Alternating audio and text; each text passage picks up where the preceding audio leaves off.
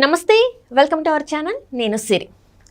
చాలామందికి డౌట్స్ ఉంటాయి. అంటే ఫామ్ హౌస్లో ఇన్వెస్ట్ చేయొచ్చా లేదా, అంటే అసలు ఫామ్ హౌస్లో ఇన్వెస్ట్ చేస్తే ఎట్లా ఉంటుంది, ఫామ్ ల్యాండ్స్లో ఇన్వెస్ట్ చేస్తే ఎట్లా ఉంటుంది, అసలు ఇవన్నీ ఏంటి ఇందులో, అంటే రియల్ ఎస్టేట్లో ఇన్ని ఉంటాయా అని చెప్పేసి కూడా చాలామందికి డౌట్స్ ఉంటాయి. సో ఇవన్నీ మనకి క్లుప్తంగా వివరించడానికి మనతో పాటు ఉన్నారు ప్రముఖ రియల్టర్ యనమల రాజు గారు. నమస్కారం సార్. నమస్తే అండి సార్. ఈ రియల్ ఎస్టేట్లో అంటే చాలా వరకు కొత్త కొత్త అంశాలన్నీ వస్తున్నాయి. అంటే చాలామందికి తెలియదు కూడా రియల్ ఎస్టేట్లో ఇన్ని ఉంటాయి. అంటే మనం మామూలుగా ప్లాట్స్ అండ్ ఫ్లాట్స్ గురించే విన్నాము, కానీ కొంతమందికి ఏంటంటే farm house, farm landing, farm plots అని కూడా ఉంటాయి.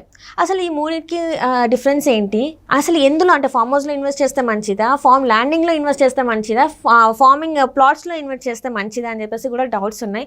సో ఈరోజు ఈ డౌట్ నాకే కదా చాలా మందికి ఉంది. సో దీన్ని మీరు ఎక్స్ప్లెయిన్ చేస్తే మేము వినడానికి రెడీగా ఉన్నాం. చూడండి, ఫస్ట్ ఇన్వెస్టరు ఎవరైతే ఉన్నారో ఫస్ట్ ఆయనకి తెలిసి ఉండాలి, నేను తీసుకుంటుంది ఏంటి, ప్లాటా, ల్యాండా, ఫామ్ హౌసా. నీకు ఇక్కడ ఫామ్ ల్యాండ్ అనేది వ్యవసాయ భూమి. ఓకే. 1 ఎకరా 40 గుంటలు. అవును. అది ప్యూర్లీగా వ్యవసాయ పొలం. ఆ వ్యవసాయ పొలాన్ని తన అవసరాలకు అనుగుణంగా ఎకరాల చొప్పున కాకుండా గుంటల చొప్పున చేసి అమ్మేదాన్ని ఫామ్ ల్యాండ్ అంటారు. అయితే అమ్మే పర్సన్ ఎవరైతే రియల్టర్ ఉన్నాడో ఇక్కడే ఒక కన్ఫ్యూజ్ క్రియేట్ చేసి కస్టమర్లను చాలామందిని మోసం చేస్తుంటారు. ఎలా సార్ అది? అక్కడ ఏం చేస్తున్నాడు, తను ఈ వ్యవసాయ పొలాన్ని గుంటల కిందనే చేసి అమ్మితే ఆయనకు లాభం తక్కువ వస్తుంది. అంటే ఒక ఎకరానికి 40 గుంటలు కాబట్టి అట్లా అమ్మలేడు కాబట్టి ప్లాట్స్ చేస్తున్నారంటారా మీరు? ప్లాటు అంటే ఏం చేస్తాడు అతను, ఆ ఎకరాకు మొత్తం బౌండరీ వేసుకొని దాంట్లో రోడ్ వేస్తాడు. ఓకే. రోడ్ వేసి అది ఫామ్ ప్లాట్ అంటాడు. ఫామ్ ప్లాట్ అంటాడు. సో మనకు కూడా ఏంది, మన కళ్ళు మనల్ని మోసం చేస్తుంటాయి. రోడ్ అయ్యగానే మనం ఏమనుకుంటాం, సేఫ్ జోన్లోకి పోయి ఆడో పార్క్ ఉంది, ఈడో రోడ్ ఉంది, పక్కనే వీధి ఉంది, బాగుంది, ఇది తీసుకుంటే బాగుంటుంది అని చెప్పేసి మనం తీసుకుంటాం. అతను చెప్పింది ప్లాటు.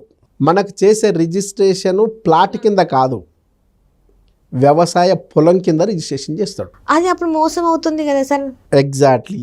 ఈ మోసపోవద్దనే మేము చెప్తున్నాం. ఎట్లా మోసం చేస్తున్నారంటే, దాన్ని ఒక గుంటను స్క్వేర్ యార్డ్లకు కన్వర్ట్ చేస్తే 121 గజం అవుతుంది. 121 గజం అంటే ఒక గుంట. ఆ గుంట అనే విషయం మభ్యపెట్టి అమ్ముతున్న పర్సన్ రియల్టర్ ఎవరైతే ఉన్నారో దాన్ని ప్లాట్ అని చెప్తాడు. ఓకే. సో మనం గజం కింద కన్వర్ట్ చేసుకున్నప్పుడు దాని రేటు ఎక్కువ అవుతుంది. సో ఆ రేటు ఎక్కువ కావడం కోసము ఈ రియల్టర్ ఎవరైతే డెవలపర్ ఉన్నాడో ఆయన గజాలకు కన్వర్ట్ చేస్తున్నాడు కానీ రిజిస్ట్రేషన్ మాత్రం గజాల కింద చేయడు, గుంట కింద రిజిస్ట్రేషన్. నీకు ఎంఆర్ఓ రిజిస్ట్రేషన్ చేస్తే గుంట, ఎస్ఆర్ఓ రిజిస్ట్రేషన్ చేస్తే గజం. దీన్ని మనం దృష్టిలో పెట్టుకోవాలా. సో మీకు గజాల కింద కన్వర్ట్ చేసి ఇచ్చిందనుకో, ఇది మోసం కాదు. అక్కడ రోడ్ వేసిండు, నీకు ల్యాండ్ కన్వర్షన్ చేసిండు, వ్యవసాయ పొలాన్ని నివాస యోగ్యమైన పొలంగా కన్వర్ట్ చేసి ఎన్ఏ సర్టిఫికెట్ తెచ్చిండు.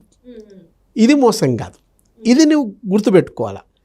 లేదు అతను ఎవరైతే అమ్ముతున్న పర్సన్ ఎవరైతే ఉన్నారో ఇది గుంటనే అని, వ్యవసాయ పొలమే అని చెప్పి మీకు అమ్మిండు అనుకోండి, అది కూడా మోసం కాదు. కానీ వ్యవసాయ పొలాన్ని ఇళ్ళ రూపంలో అమ్మడం మాత్రం మోసం. ఎగ్జాక్ట్లీ. దాన్ని మీరు తెలుసుకోవాలి. ఎవరైతే తీసుకోవాలనుకుంటే ఇన్వెస్టర్ ఉంటాడో ఆ ఇన్వెస్టర్ అర్థం చేసుకోవాలా, నాకు గుంట కింద అమ్ముతున్నాడా, గజాల కింద అమ్ముతున్నాడా. గజాల రేటు చెప్పి గుంట కింద రిజిస్ట్రేషన్ మోసమే కదా. ఈ మోసాన్ని మీరు అర్థం చేసుకోవాలా. ఎప్పుడైతే ఇంకా గుడ్డి గుర్తుగా ఏం పెట్టుకోవాలనుకుంటే, మీ ప్లాట్లో ఈ ప్లాట్ ఇప్పుడు ఎట్లా వదిలేస్తే పిచ్చి మొక్కలు పెరుగుతాయి, ఈ పిచ్చి మొక్కలకు బదులు నేను మంచి మొక్కలు పెంచుతున్నా, దీంట్లో ఎర్రచందనం వేస్తున్నా, శ్రీగంధం వేస్తున్నా, మల్బార్ చెట్లు వేస్తా, టేక్ చెట్లు వేస్తా, ఇవి కొట్టేసి అమ్మేస్తే కోట్లు వస్తాయి, నీకు 60 నాకు 40 అని చెప్తారు చూడు. ఆడేమన్నా మన బామ్మడిదా మనం బాగు చేయడానికి?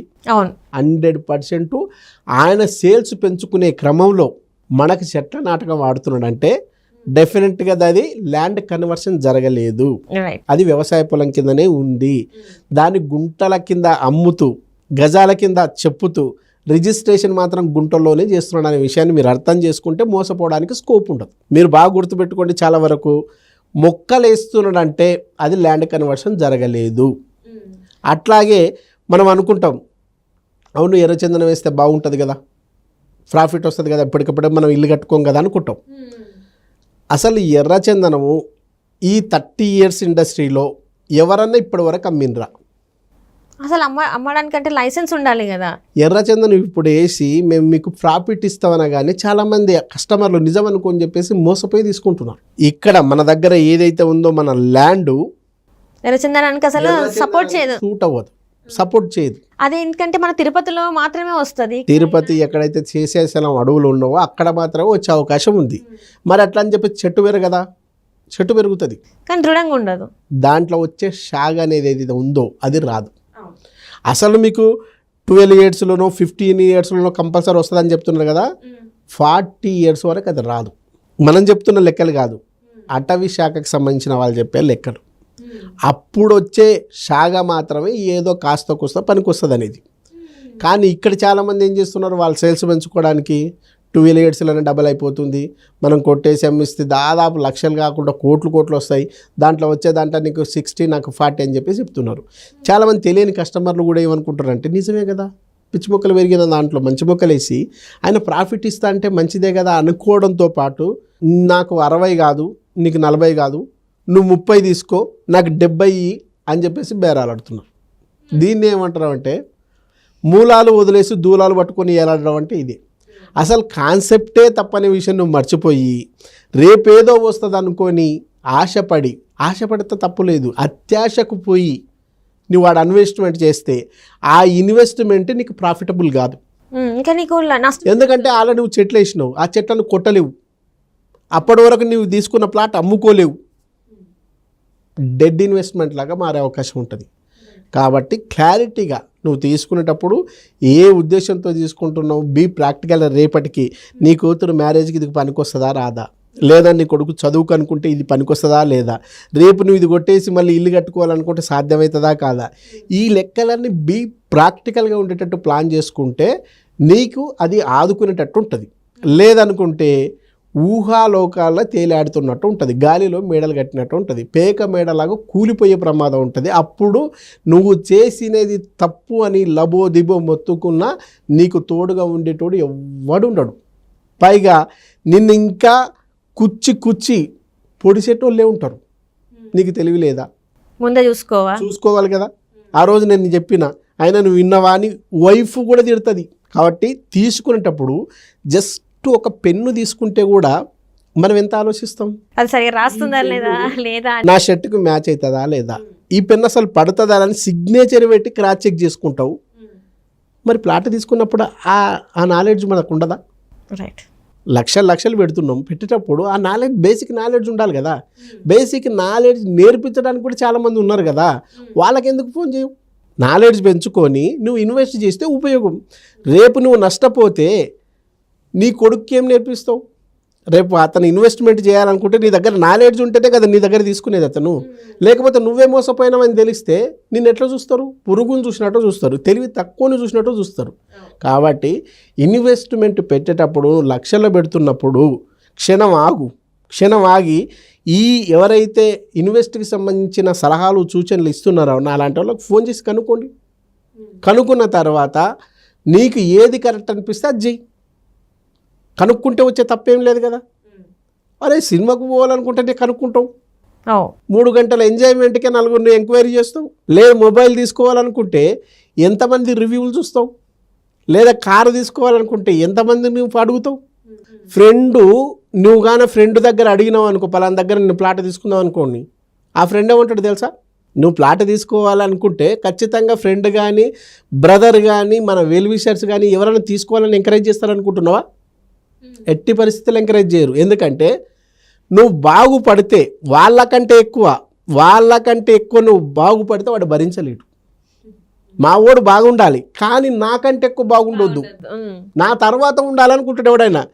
నువ్వు పైసా దాచుకొని ఒక అద్భుతమైన మార్గాన్ని ఎంచుకొని బాగుపడాలనుకున్నప్పుడు సలహా అడిగితే వద్దంటాడే తప్ప తీసుకో అనడు. రైట్. ఎందుకంటే నువ్వు అతన్ని దాటి అతనికంటే బాగా బతికితే వాళ్ళ వైఫ్ ఏముంటుంది, చూసినా పలానా సుబ్బారావు చూడు పైసా కూడబెట్టుకొని బిడ్డ భవిష్యత్తు కోసం దాచుకుంటున్నావు, నువ్వు ఉన్నావు పనికి మాలినోడివి అని తిడుతుంది కదా.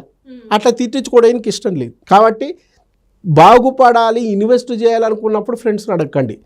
దావత్తు కోతం మాత్రం ఫ్రెండ్స్ బాగా పనికొస్తారు, దాచుకునే విషయంలో ఫ్రెండ్స్ పనికిరారు.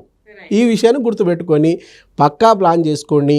మీకు వ్యవసాయ పొలం వేరు, ఓపెన్ ప్లాటు వేరు, మీకు అట్లాగే ఫామ్ హౌస్ అనేది కూడా వేరు. వ్యవసాయ పొలంలో ఇల్లు కట్టుకుంటే అది ఫామ్ హౌస్. అవును. వ్యవసాయ పొలంలో నీకు రిజిస్ట్రేషన్ చేస్తే గుంట. ఈ రెండిటిని కాదని ఒక అప్రూవల్ వెంచర్లో తీసుకుంటే అది ప్లాట్. రైట్. ఈ మూడిటికి డిఫరెన్స్ ఉంటుంది. ల్యాండ్ కన్వర్షన్ అయితే వ్యవసాయ పొలం నుంచి నివాసయోగ్య పొలం అనేది రెసిడెన్షియల్ ప్లాట్. ల్యాండ్ కన్వర్షన్ కాకుండా నీకు గుంట కిందనే అయితే అది వ్యవసాయ పొలం. ఆ వ్యవసాయ పొలంలోనే నీకు హౌజ్ కట్టి ఇస్తే అది ఫామ్ హౌస్. ఈ డిఫరెన్స్ని మీరు అర్థం చేసుకొని మీ అవసరం ఏ దాంట్లో ఉంటే దాంట్లో ఇన్వెస్ట్మెంట్ చేస్తే మీరు మోసపోవడానికి అవకాశం లేదు. మనసులో ఒకటి అనుకొని ఇన్వెస్ట్మెంట్ ఇంకో దాంట్లో చేసి రిజల్ట్ ఇంకో దాంట్లో ఎత్తుక్కుంటే రాదు. మోసపోయిన వాళ్ళు అవుతారు. ఆ మోసపోయిన బ్యాచ్లో మీరు ఉండొద్దు అనుకుంటే ఫస్ట్ ఇన్వెస్ట్మెంట్ పద్ధతుల మీద, ఇన్వెస్ట్మెంట్ ఏడ చేస్తే బాగుంటుందని తెలుసుకొని మీ బడ్జెట్కి అనుగుణంగా, మీ అవసరాలకు అనుగుణంగా ఒక ఎక్స్పర్ట్ సలహా నీడలో మీరు ప్లాట్ తీసుకుంటే మీ జీవితం భలే. లేకు మీకు తెలిసి తెలియని దాంతో తీసుకుంటే మీ జీవితం వెలవెల. అట్లా వెలవెల పోవద్దు అనుకుంటే, భలే కావాలనుకుంటే ఖచ్చితంగా మమ్మల్ని కన్సల్ట్ చేయండి, సలహాలు తీసుకోండి, సంప్రదించండి, నిర్ణయం మాత్రం మీరే తీసుకోండి. Right sir. సో చూసారు కదా అండి, మీరు డిఫరెన్స్ సార్ ఎంత బాగా చెప్పారో. Farm house, farm land and open ప్లాట్కి ఎలాంటివి అంటే మీరు అక్కడ రిజిస్ట్రేషన్కి వెళ్ళినప్పుడు మీరు అది ఒకసారి చూసుకుంటే మీకు అర్థమవుతుంది. ఇంకేమన్నా మీకు డౌట్స్ ఉన్నట్టయితే మాకు ఒక కామెంట్ చేయండి, ఆ డౌట్స్ కూడా మేము క్లియర్ చేస్తాం. సో అంతవరకు చూస్తూనే ఉండండి మా ఇంటర్వ్యూని. Thank you.